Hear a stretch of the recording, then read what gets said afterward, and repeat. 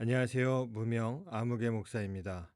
오늘은 시편 23편 1절에서 6절까지의 말씀을 함께 보려고 합니다. 사실 이 본문은 굉장히 유명한 본문이죠.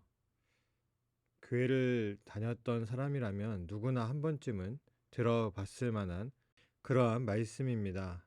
일단 시편의 구조를 보게 되면 시편은 5권의 책으로 되어 있고 바벨론 포로 시절에 그동안 있었던 시들과 또 이 시편을 구성하고 만들고 했던 이 시인이 쓴 시들과 함께 묶여 있습니다. 그래서 총 5권으로 나눠져 있는데요. 이 5권의 책을 보게 되면 100%는 아니지만 흐름이라고 하는 게 있습니다. 그리고 첫 번째 권의 흐름은 무엇이냐면 하나님께서 우리를 다시 승리하게 하실 거라고 하는 그런 희망과 기대와 소망이 아주 가득 차 있어요. 그래서 주로 다윗의 시가 기록되어 있고 다윗이 승리하고 이기는 그러한 이야기들로 많이 편집이 되어 있죠. 그래서 시편 23편의 내용도 굉장히 희망찬 내용으로 가득 차 있습니다. 사실 시인이 이 시편을 만들 때 어떠한 상황이냐면 바벨론 포로 시절에 있었고 바벨론 포로 시절에 있을 때에 이스라엘 사람들은 두 종류로 나누게 됩니다. 한 부류는 바벨론으로 넘어와서 하나님이라고 하는 신은 졌다, 끝났다라고 생각하고 바벨론 문화에 섞여서 바벨론 신을 믿는 사람들이 있었습니다. 사실 그 당시에 전쟁에서 완전히 지게 되면 그러한 흐름은 당연히 있는 거였어요. 또 하나는 그럼에도 불구하고 하나님에 대한 신앙을 포기하지 않고 살아가는 사람들이 있었어요. 물론 바벨론에서 비주류가 되는 것이죠. 거기다가 더 큰 문제는 무엇이었냐면 바벨론 신을 믿게 된 이스라엘 사람들이 이 믿음을 포기하지 않은 사람들에게 와서 조롱하고 괴롭혔다라고 하는 거예요. 그럼에도 불구하고 아직 이 시편을 묶어내는 처음 부분이기 때문에 하나님은 우리를 다시 승리하게 하실 거야, 우리를 구원해 주실 거라고 하는 희망이 있습니다. 그런 것이 잘 담겨 있는 것이 바로 23편이기도 하죠. 먼저 이 말씀을 보면서 사랑에 대한 것을 한번 이야기해 보려고 합니다.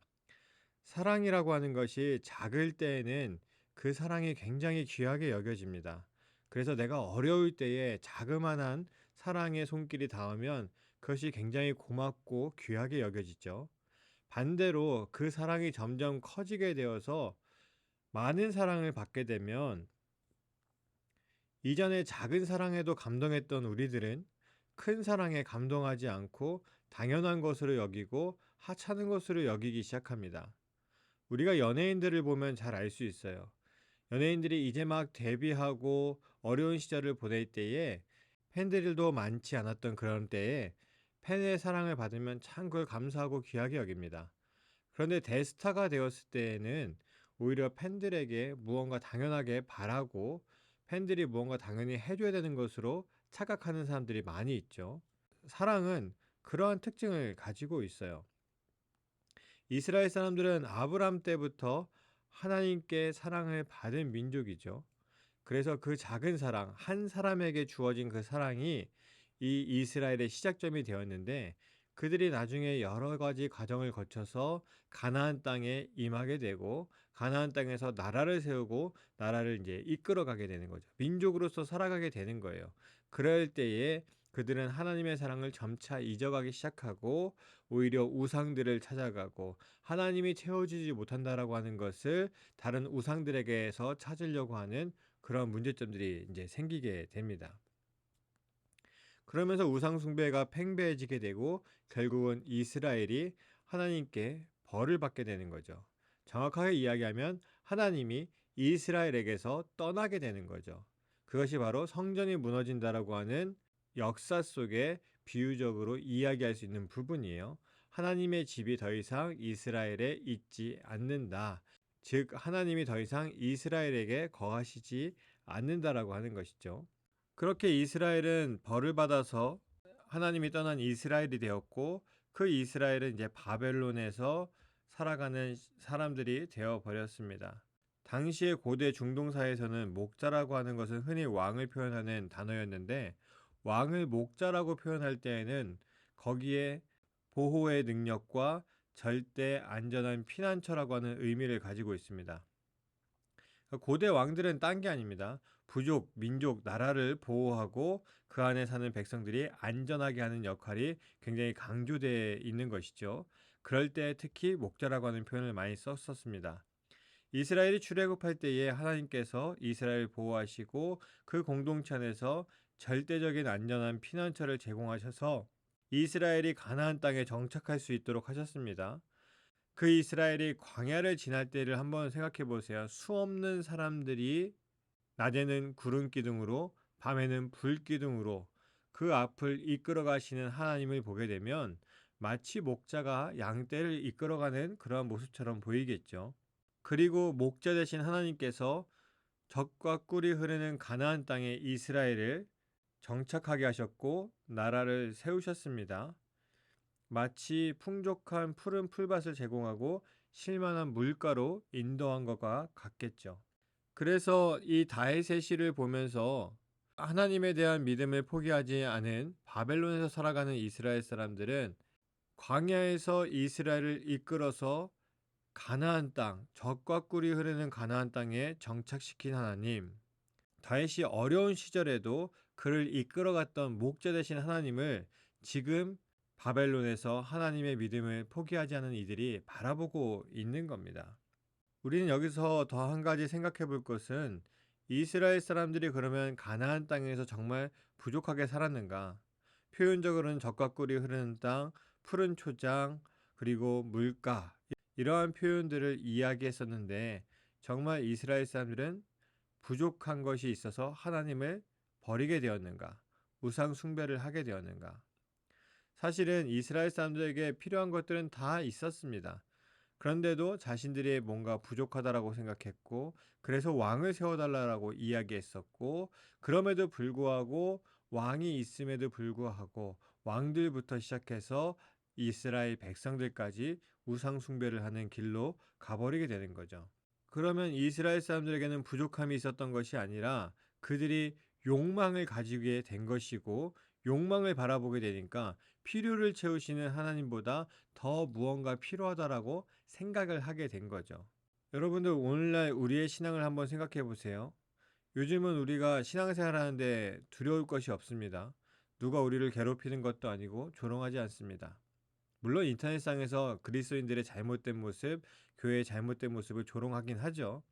그것은 우리가 부족한 부분이 있는 거니까 우리가 비판으로 받아들여야 되고요. 내가 신앙생활 할 때 내가 못하게 만드는 그러한 절대적인 힘들이 이제는 없지 않습니까? 옛날에 우리 할머니 세대들은 할아버지들한테 혹은 시어머니한테 막 머리끄댕이 붙들려서 끌려가던 시대도 있었어요. 이제는 그런 것도 없습니다. 요즘에는 종교가 다른 사람이 결혼을 해도 서로의 종교를 인정하고 서로의 종교적 활동에 대해서 인정해주는 사람들도 굉장히 많이 늘어났습니다. 그럼에도 불구하고 우리가 뭔가 부족하다라고 느낀다면 우리의 신앙에 근본적인 문제가 있다고 생각을 해야 되는 것이죠. 하나님이 나의 목자시고 하나님께서 나의 목자실 때에 내가 부족함이 없는 사람임을 깨닫지 못하는 것이 우리의 근본적인 문제라는 거예요. 하나님과 함께 할 수 없는 인생을 살아가는 우리에게 예수 그리스도를 보내셔서 내 영혼이 죽은 영혼이 아니라 소생된 영혼으로 하나님의 의의 길로 인도하시는데 이러한 삶을 우리가 살아가고 있는데 왜 우리는 더 부족하다고 하나님께 구하고 있을까? 그래서 우리가 이 말씀을 보고 느껴야 되는 것은 무엇인가 하면 이 인생을 내가 이끌어가니 이러한 것이 더 필요한 것 같고 이러한 것이 더 채워져야 되는 것 같고 그러다 보니까 문제가 생기는 거죠. 우리는 하나님이 우리의 목자라고 이야기하지만 하나님께서 이끌어 주시는 대로 살아가는 것을 자꾸 거부하는 거예요. 내가 목자가 되려고 하는 것이죠. 그래서 하나님께서 풍족한 게 아니라 우리에게 부족함 없이 채워주시고 푸른 풀밭에 누이시며 쉴만한 물가로 인도하심에도 불구하고 내가 목자가 되니까 내가 더 좋은 것으로 더 필요한 것이 있다고 생각하게 되고 그것을 찾아 떠나게 되는 것이 바로 우리의 문제가 되는 것이죠. 그래서 하나님이 우리의 목자가 되어야 우리의 영혼이 살아나기 시작하는 겁니다. 그러면 여전히 우리에게 걱정이 있습니다. 부족함이 없다는 말은 부유하거나 많은 것을 쌓아둔다고 하는 뜻은 아니죠. 여전히 우리의 인생은 사망한 음침한 골짜기를 지나갈 때가 있습니다. 인생의 굴곡이 항상 있죠. 생각지도 못한 환란도 있습니다. 모든 것이 행복하고 기쁘게만 흘러가지 않는 것이 인생이기도 하죠. 그러나 다윗과 시인은 우리에게 말해주고 있습니다. 4절의 말씀해 보게 되면 내가 사망의 음침한 골짜기로 다닐지라도 해를 두려워하지 않을 것은 주께서 나와 함께 하심이라. 주의 지팡이와 막대기가 나를 안위하시나이다. 양들이 훌륭한 목자와 함께 한다고 한번 생각해 보세요. 그러면 양들이 항상 두렵지 않을 수 있을까요? 항상 좋은 일만 있을까요? 모든 늑대가 양떼의 목자를 보고 피해 갈까요? 훌륭한 목자가 좋지 못한 날씨를 바꿀 수 있을까요? 그렇지 않습니다. 목자는 그러한 상황에서도 양들을 잘 이끌어가는 것이 바로 목자죠. 하나님께서 이 세상에 어떠한 질서를 만들어 놓으셨습니다. 그리고 우리는 수학 공식을 풀듯이 그 질서를 정확하게 풀어낼 수 없습니다. 적어도 지금은 그렇습니다. 그래서 우리가 신앙생활을 하고 있지만 우리에게 여전히 어려움이 있고 힘듦이 있습니다. 하나님은 어떠한 문제가 생겼을 때에 그 문제가 사라지도록 해주시는 분이 아니에요. 우리의 입장에서 본다면 망병통치약 같은 분이 아니라는 거죠. 그럼에도 다윗과 시인은 두려워하지 않는다고 고백합니다. 그리고 두려워하지 않는 이유는 하나님께서 나와 함께 하시기 때문이고 주의 지팡이와 막대기가 위로가 된다라고 고백합니다. 다윗과 시인은 하나님께서 무엇을 해주셨기 때문에 어떠한 위기에서 구해주셨기 때문에 위로가 된다라고 이야기하지 않아요. 하나님께서 함께 하시는데 그 함께 하시는 모습이 지팡이와 막대기라는 거예요. 그럼 지팡이와 막대기라고 하는 건 뭘까요? 주의 지팡이와 막대기는 하나님께서 쓰시는 도구인데 목자의 지팡이는 맹수로부터 방어하는 도구입니다. 목자의 막대기는 양들이 방향을 잡을 수 있도록 제대로 된 길을 갈 수 있도록 할 때 사용하는 도구입니다. 그러니까 원수를 물리치고 승리해서 무언가 이루는 것이 아니라 그러한 위협 속에서도 구원하시고 이끌어 가시는 하나님을 바라보는 거죠. 5절에 이렇게 기록하고 있습니다. 주께서 내 원수의 목전에서 내게 상을 차려주시고 기름을 내 머리에 부으셨으니 내 잔이 넘치나이다. 우리는 원수의 무너짐을 바라봅니다. 나를 괴롭게 하는 상황, 그러한 사람들, 이러한 모든 것들이 무너지고 사라지길 원합니다. 그러나 다윗과 시인이 바라는 것은 그들이 무너지는 게 아니라 내가 하나님의 보호하심 아래서 당당해지는 것. 하나님께서 원수들 앞에서 나에게 기름을 부으셔서 하나님을 믿는 그 믿음이 더 큰 것임을 보이게 하는 것. 그래서 내 자신이 커지는 것이 아니라 하나님의 기름이 넘치기를 바라고 있는 거예요. 그래서 내가 하나님의 이름으로 승리하는 것이 아니라 하나님을 믿는 그 믿음이 더 드러날 수 있도록 하나님을 믿는 사람들이 어떻게 이 세상을 살아가는지, 어떻게 세상에서 승리하는지 그것을 보여주실 거라는 거예요. 누군가가 나를 괴롭힐 때, 나를 힘들게 할 때 우리는 그들이 깨어지기를 바라요. 물론 좋은 의미죠. 그런데 내가 하나님의 선하심과 인자하심으로 살아가는데 그들에게 하나님의 기름이 넘치는 것을 보여주는 것이 맞지 않겠습니까? 하나님은 분명 믿는 성도에게 약속의 자리로 이끌어 가실 거예요. 그리고 그 앞에서 방해되는 것들에게서 우리를 지키시고 가야 할 방향을 보여주실 겁니다. 누군가가 무너져서가 아니라 무언가가 깨져서가 아니라 우리는 하나님께서 보호하시고 이끌어 가시는 길을 가면 하나님의 선하심과 인자하심을 보여주는 그리스도인의 삶이 반드시 넘치도록 드러나게 될 겁니다. 아마도 이 말씀은 시인이 하나님을 버린 사람들에게로부터 그러한 고난과 조롱을 당할 때에 그들이 무너지기를 바라는 것이 아니라 끝까지 하나님을 믿는 그 믿음을 지킨 사람들이 어떻게 승리하는지를 보여주기 원하는 마음으로 이 시를 그 자리에 놓았을 겁니다. 세상의 가치나 혹은 하나님을 믿는다고 뭔가가 이루어지지 않는 것 같아서 포기하고 다른 신들을 찾는 사람들에게 하나님이 선하심과 인자하심으로 세상의 가치를 따르는 자들에게 당당히 보여주는 그 삶을 원하고 계실 겁니다. 여러분 신앙생활하면서 주위를 한번 둘러보세요. 예배를 드릴 수 있는 공간과 함께하는 교우들이 있고요. 함께하는 공동체 일원들이 있습니다. 또 목회자들도 있습니다. 코로나와 같은 시절에도 믿음을 포기하지 않고 나아갔던 그 열정도 지금 여기에 있는 거예요.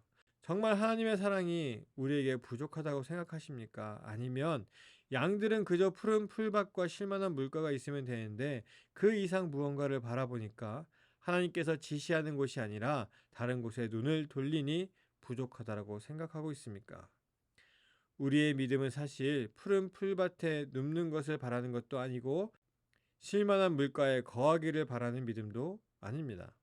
우리의 믿음은 하나님은 나의 목자이시기 때문에 부족함이 없는 믿음의 삶을 사는 것이 바로 우리의 믿음입니다. 그리고 이것이 바로 여호와의 영원한 집에 거하는 삶입니다. 이상 아무개 목사였습니다.